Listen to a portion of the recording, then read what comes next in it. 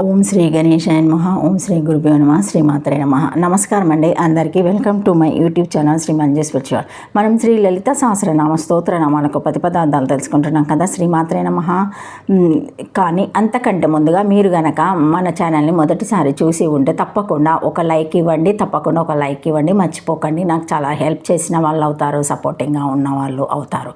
Comment పెట్టండి, share చేయండి, నచ్చితే సబ్స్క్రైబ్ చేసుకోండి. బెల్ అనే ఐకాన్ బటన్ నొక్కి ఆల్ వీడియోస్ సెలెక్ట్ చేసుకుంటే మేము ఇలాంటి వీడియోస్ అప్లోడ్ చేయగానే ముందుగా మీకు నోటిఫికేషన్ వస్తుంది. అలాగే వీడియో ఎక్కడ కూడా స్కిప్ చేయకుండా చివరి వరకు చూస్తే మేము ఏం చెబుతున్నామో మీకు పూర్తిగా అర్థమవుతుంది. కావున అర్థం చేసుకోవడానికి ప్రయత్నం చేసుకోండి. కావున అందరూ ఒక లైక్ తప్పకుండా ఇవ్వండి. ప్లీజ్ కామెంట్ పెట్టండి, షేర్ చేయండి ప్లీజ్. ఇంకా వీడియోలోకి వెళ్ళిపోదాము. శ్రీమాత్రే నమః. 669 నామము అన్నద. 3 అక్షరముల నామము. ఈ నామంతో అమ్మవారికి నమస్కరించేటప్పుడు అన్నదాయాయ నమః అని చెప్పాలి. అన్నమును దా ఇచ్చున్నది. అన్నము అంటే మనము తినేది అని మాత్రం అర్థం చేసుకోకూడదు. మనల్ని తినేది అని కూడా తెలుసుకోవాలి. ఈ విషయమే తైత్తిరీయోపనిషత్తులో అత్తిత్యేచ్ఛభూతాని అని అన్నం గురించి చెప్పబడింది. అద్యతే అత్తి ప్లస్ చ అద్యతే చ అంటే మన చేత తినపడేది, మనల్ని తినేది అని అర్థము. తగినంత మాత్రమే తింటూ ఉంటే శరీరము ఉన్నంత వరకు అది మనలోకి వస్తూ ఉంటుంది. వయసు మళ్ళిన మితిమీరి తిన్నా దాంట్లోకి శరీరం క్రమంగా మృంగబడి రోగగ్రస్తమవుతుంది. జలం విషయంలో కూడా ఇంతే. నీరు అవసరమైనంత వరకు త్రాగితే ఆరోగ్యం, మితిమీరి నీరు త్రాగితే నీరు పట్టి అనారోగ్యాన్ని కూడా సూచించవచ్చు. అలాగే శ్వాస విషయం కూడా సమంగా గాలి ఉంటే ప్రాణం నిలుస్తుంది, ఏకశ్వాసతో ఎక్కువైతే ప్రాణం లేస్తుంది. అలాగే తగినంత ఉష్ణోగ్రత ఉంటే శరీరం ఆరోగ్యంగా ఉంటుంది, మితిని దాటితే మన గతులు మారుతాయి. ఆయురన్నం ప్రయచెత్తి అంటే ఆయువు అన్నాన్ని ఇస్తుంది. అమ్మవారు ఆ ఆయువును ద్వారా అన్నాన్ని కూడా ఇస్తుంది. ఎప్పుడైనా మనకు హితమైన ఆహారాన్ని ప్రియమైన రుచులతో మితంగా తింటే ఆరోగ్యం బాగుంటుంది. హితం కానిది మితంగా తిన్నా హితమైంది కదా అని అమితంగా తిన్నా అనారోగ్యానికి దారి తీస్తుంది. అన్నానికి సంబంధించిన కొన్ని విషయాలు తైత్తిరీయోపనిషత్తులో ఎలా చెప్పబడ్డాయో శృతి గీత 2 గాని చదివితే తెలుస్తుంది. తైత్తిరీయోపనిషత్తులో శృతి గీత 2 గాని చదివితే తెలుస్తుంది. ఏం కావాలి అని అడిగితే ముందు అన్నం చెప్పి ఆ తర్వాతే ఏమైనా చెప్పాలి. ప్రాణం నిలవాలంటే కావాల్సినవి అన్నము, నీరు, గాలి. ఈ 3 అన్నం క్రిందకే వస్తాయి. ఇంకా కోరికలన్నీ కుక్కగొడుగుల్లాగా పుట్టుకొస్తాయి.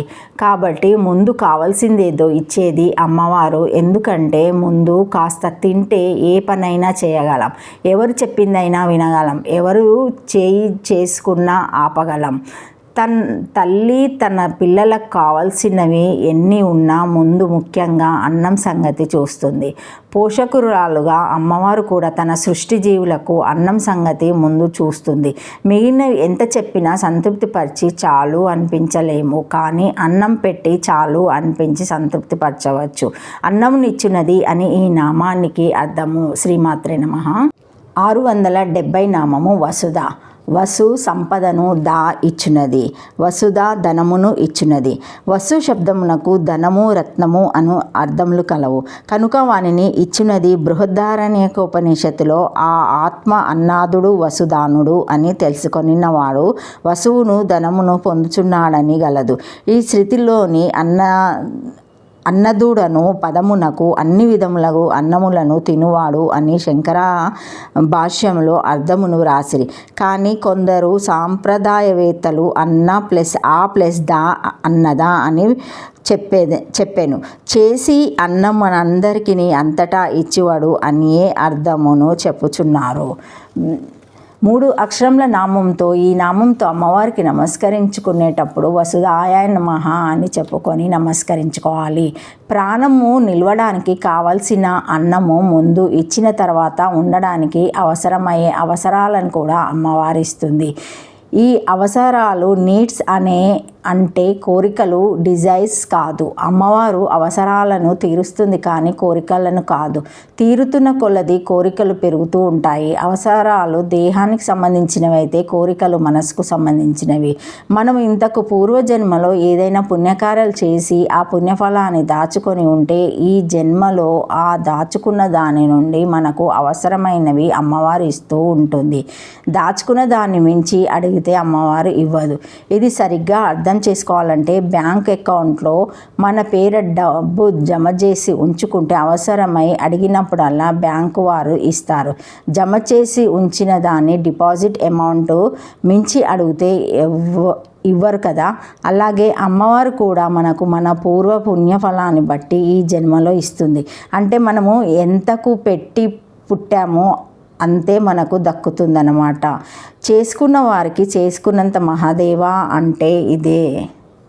అవసరాలను తీర్చడంలో అవసరాన్ని బట్టి ఆ సమయంలో అక్కడ ఎవరు ఉంటే ఏది ఉంటే వారి లేదా దాని రూపంలో పనిచేస్తూ ఆలస్యం జరగకుండా ఆదుకుంటుంది.